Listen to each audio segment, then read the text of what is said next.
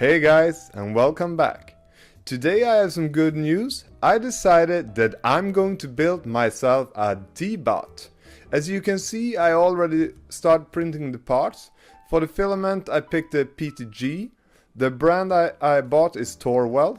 It seems to be stiff and rigid. I'm printing with a 70% honeycomb infill. This is actually my first print with PTG. It worked like a charm. No warping whatsoever. I'm using painter's tape on the bed, and for the bed temperature is about 75 degrees and the hot end is about 240 degrees. The design I'm going to use I found on Thingiverse. The designer of the 3D printer calls himself Spatula. It's an open source 3D printer. Hats off to you, Spatula.